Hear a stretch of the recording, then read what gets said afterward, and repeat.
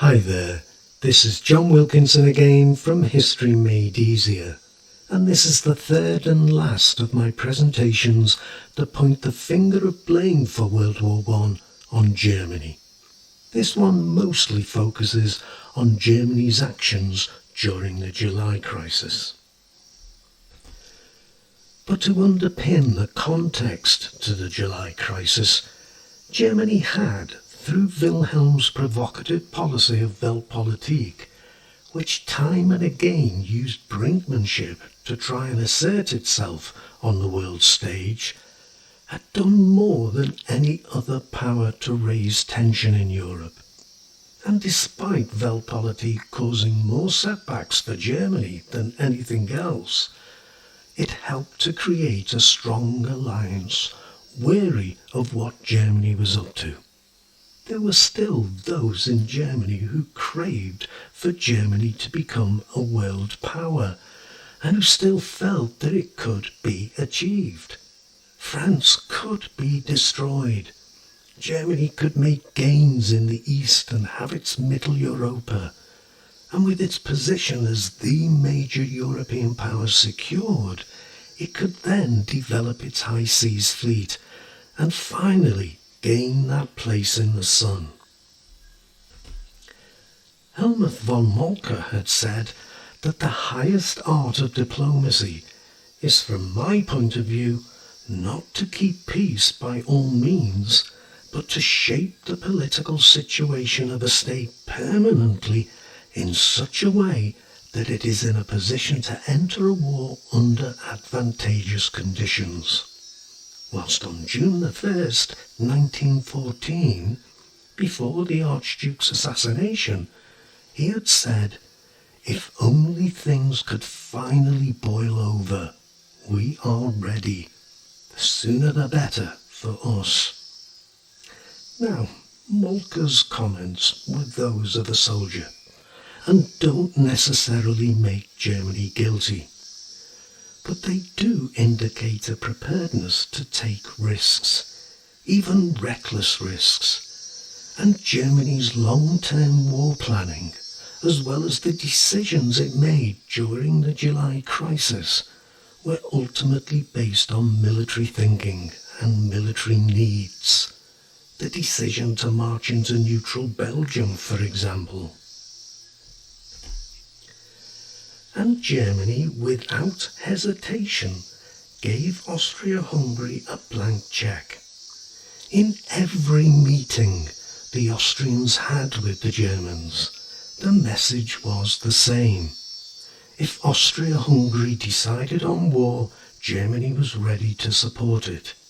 Indeed, Germany urged speedy action. Von Bethmann-Hollweg, the German Chancellor, gave as clear a message as was possible, saying Austria must judge what is to be done to clear up her relations with Serbia.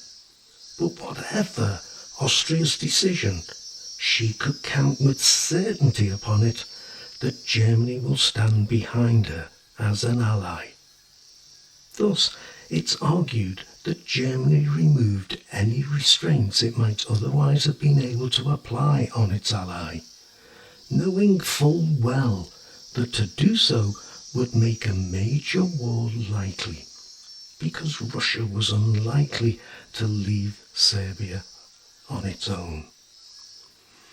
That said, the case that Germany wanted war before Russia's military was more powerful is not proven, and it could be argued that its blank check was in support of the only ally it could rely on, and that it thought Russia would again back down. But Austria-Hungary had to act quickly, which it didn't. Germany's Foreign Secretary, Gottlieb von Jagow, informed Prince Lichnowsky, the German ambassador in London, on July the 18th, that, and I quote, "the more resolute Austria shows herself, and the more energetically we support her, the sooner will Russia stop her outcry."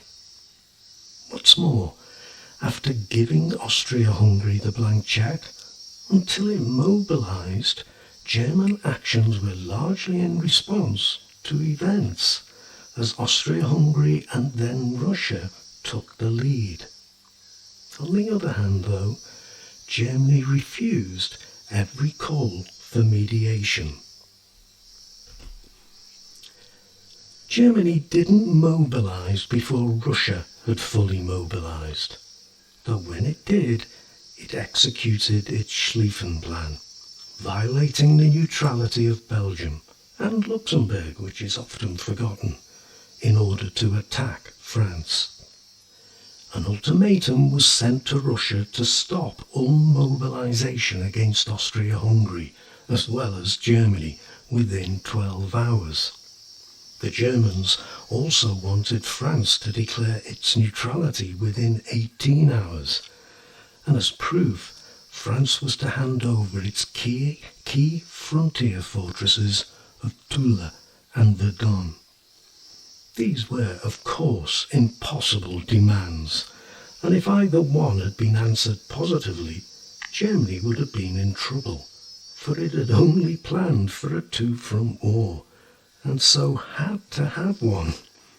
It couldn't mobilise only against Russia and hope that France wouldn't go to Russia's aid.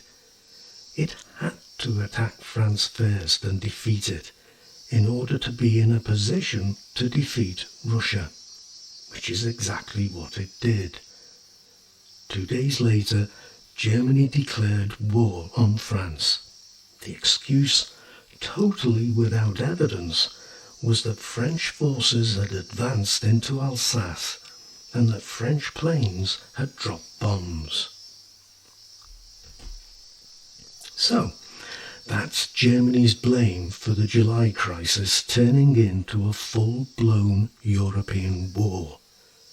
Much is made of the blank cheque and the Schlieffen Plan, though both can be seen as unavoidable for Germany. Remember what I said about blame and responsibility in the first of my presentations on German blame. You have to give this some thought, as well as giving thought as to what blame or responsibility should be placed on the other powers before you enter that exam hall. You don't want to be making your mind up as you write your essay. But I hope this presentation, along with my others on blame, will help you reach your conclusion. Good luck with your studies, and let me thank you so much for listening. Don't forget to check out my website too, History Made Easier. It's also there to help you. Thanks for listening. Good luck with your studies. Cheers.